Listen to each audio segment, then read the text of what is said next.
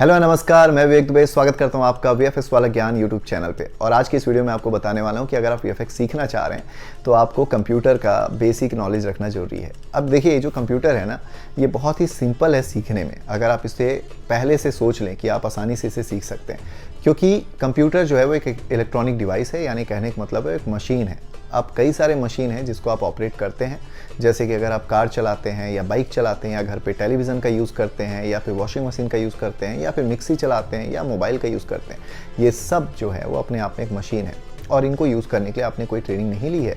तो उसी तरीके से कंप्यूटर जो है वो थोड़ा सा कॉम्प्लेक्स हो जाता है, इसलिए हमें हो सकता है कि आपको उसकी ट्रेनिंग लेनी पड़े। बट मेरी कोशिश यही रहेगी कि आप इसे बहुत ही आसानी से समझ जाएँ। अब ये जो कंप्यूटर होता है ना, ये एक मशीन है, तो इसमें कई सारे पार्ट्स होते हैं। ये जितने भी पार्ट्स होते हैं, जिन पार्ट्स से मिल करके ये कंप्यूटर बना है, उसे हम कहते हैं हार्डवेयर। और उन मशीन को क्या काम करना है, वो काम क्या करेंगे, इसका डिसीजन जो है वो सॉफ्टवेयर से होता है, यानी उसको प्रोग्राम किया जाता है। तो हार्डवेयर को प्रोग्राम करने के लिए हमें सॉफ्टवेयर की रिक्वायरमेंट होती है या फिर प्रोग्राम्स की रिक्वायरमेंट होती है, और इसके लिए हम प्रोग्रामिंग लैंग्वेज का यूज़ करते हैं। तो ये जो सारे शब्द हैं जो आप सुनते हैं कंप्यूटर से रिलेटेड, उनको मैं आपके सामने क्लियर करते जा रहा हूँ। अब बारी आती है हार्डवेयर की। तो हार्डवेयर मतलब कंप्यूटर के कई सारे पार्ट्स। पहले चलते हैं कि हम इन पार्ट्स को समझते हैं। अब ये जो कंप्यूटर है, अगर आपने कंप्यूटर देखा होगा, और मैं इसका एक इमेज आपको दिखा दे रहा हूँ, तो इसमें जो ये सबसे बड़ा बॉक्स की तरह जो आपको हिस्सा दिखाई दे रहा है, वो है आपका कैबिनेट। इस कैबिनेट के अंदर में होता है सीपीयू। सीपीयू जो है ना, वो कंप्यूटर का सेंट्रल प्रोसेसिंग यूनिट है, यानी कंप्यूटर को आप कोई भी इंफॉर्मेशन देते हो तो उसके प्रोसेस को उसे प्रोसेस करने का जो काम है ना, वो सीपीयू करता है, यानी प्रोसेसर करता है। प्रोसेसर जो है वो आपके इंटेल कंपनी का भी आता है और साथ ही साथ एएमडी कंपनी का भी आता है। आप अपनी ज़रूरत के हिसाब से प्रोसेसर का सिलेक्शन कर सकते हैं, और भी कई सारे अलग अलग प्रोसेसर मार्केट में अवेलेबल हैं। इसके बाद बारी आती है रैम की और रोम की। तो देखिए क्या होता है कि कंप्यूटर पे एक मेमोरी होता है।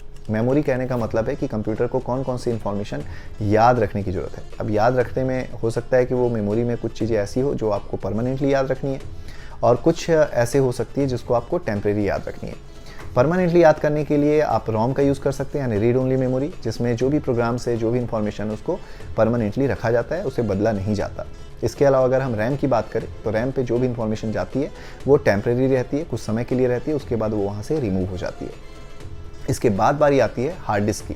तो कंप्यूटर पे आपको अपनी इन्फॉर्मेशन स्टोर करनी है। वो इन्फॉर्मेशन कुछ भी हो सकता है कि वो एक फ़ोटोग्राफ हो सकता है वो वीडियो हो सकता है कि वो कोई सॉन्ग हो यानी ऑडियो हो, या हो सकता है कोई पिक्चर हो, तो डिफरेंट या कोई डॉक्यूमेंट हो।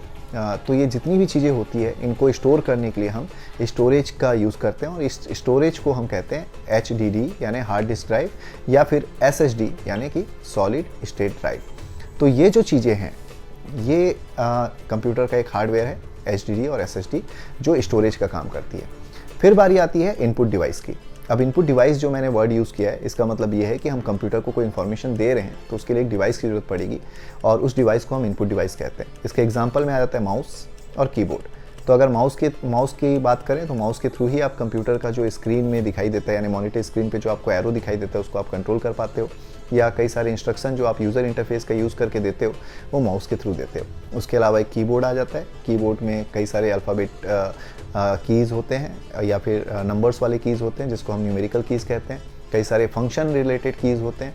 तो ये जो है, ये कीबोर्ड इन सब चीज़ों से मिल करके बना हुआ है, और इसके थ्रू भी आप कंप्यूटर को इन्फॉर्मेशन देते हो, तो ये एक इनपुट डिवाइस में आता है। अगर आप कंप्यूटर को अपनी वॉइस देना चाहते हो, यानी आप चाहते हो कंप्यूटर को वॉइस के थ्रू इन्फॉर्मेशन देना, तो उसके लिए हमें माइक्रोफोन की ज़रूरत होती है, और ये भी इनपुट डिवाइस में आ जाती है। अगर आप देखें तो कंप्यूटर पे कैमरा लगा होता है, यानी वेब कैमरा का आप यूज़ कर सकते हो, तो वो जो है वो भी इनपुट डिवाइस का है, क्योंकि उसके थ्रू आप विजुअल्स को कंप्यूटर के अंदर लेकर के जाते हो। अब बारी आती है आउटपुट डिवाइस की। अगर आप कंप्यूटर से कोई इन्फॉर्मेशन ले रहे हो तो उसके लिए हमें आउटपुट डिवाइस की ज़रूरत पड़ती है। आउटपुट डिवाइस में एक एग्जाम्पल हो सकता है प्रिंटर। आपको कंप्यूटर में आपने कोई फाइल रेडी की है जिसका प्रिंट आउट आपको पेपर पे चाहिए, तो आपको प्रिंटर की ज़रूरत पड़ेगी, और वो एक आउटपुट डिवाइस है। इसके अलावा अगर आप मॉनिटर का यूज़ करते हैं, क्योंकि मॉनिटर बहुत ही ज़रूरी पार्ट है, उस पर ही हम देखते हैं कि कंप्यूटर पे क्या प्रोसेस चल रहा है, और उसके लिए हम मॉनिटर की स्क्रीन का यूज़ करते हैं, और वो भी एक आउटपुट डिवाइस हो जाता है। इसके अलावा अगर आप वॉइस को सुनना चाहते हैं या साउंड को सुनना चाहते हैं तो हमें स्पीकर की ज़रूरत पड़ती है। स्पीकर भी आउटपुट डिवाइस है।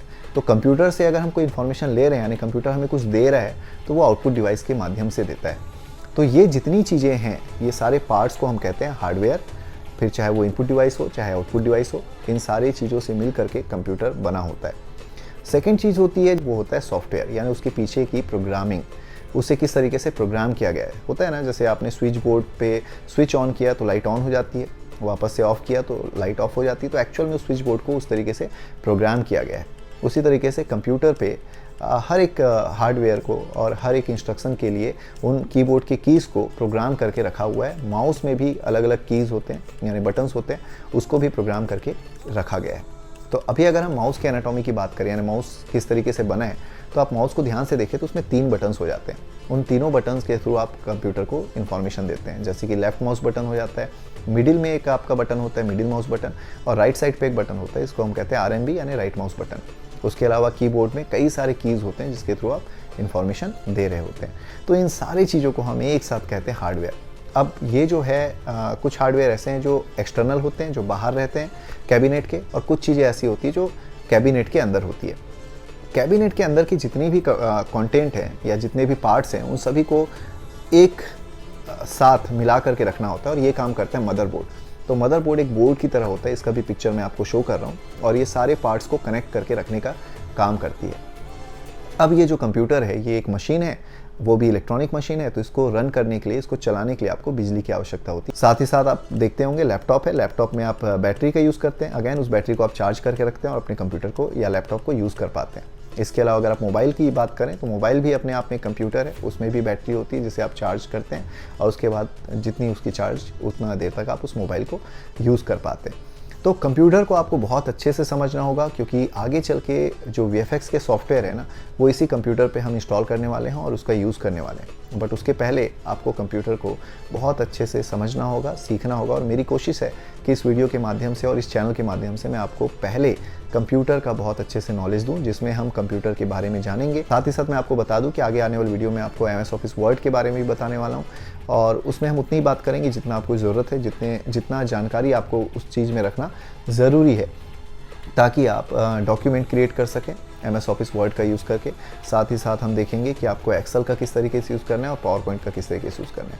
अब आप सोच रहे होंगे कि यार VFX आर्टिस्ट बनने के लिए इन सब चीज़ों की क्या ज़रूरत है, तो मैं आपको बता दूं कि ये सारी जो चीज़ें हैं ना, ये कंप्यूटर के फंडामेंटल्स में आती है, यानी कि बेसिक्स में आता है। इतना आपको नॉलेज रखना ज़रूरी है, ये आपके आगे चल के VFX में बहुत ज़्यादा काम आने वाला है, और इन दैट टाइम आप मेरे को थैंक यू बोलेंगे इस चीज़ के लिए। मेरी कोशिश यही है कि मैं आपको बहुत ही ब्रीफ में, बहुत ही अच्छे से एक एक चीज़ सिखाता चलूँ, जितना नॉलेज मुझे है मैं वो देता चलूँ, और साथ ही साथ जो नॉलेज मुझे नहीं है उसके लिए मैं थोड़ा रिसर्च करता हूँ, कलेक्ट करता हूँ वो इन्फॉर्मेशन, और आप तक पहुँचाने की कोशिश करूँगा। तो आज के लिए बस इतना ही, मिलते हैं नेक्स्ट वीडियो में VFX वाला ज्ञान के साथ। धन्यवाद।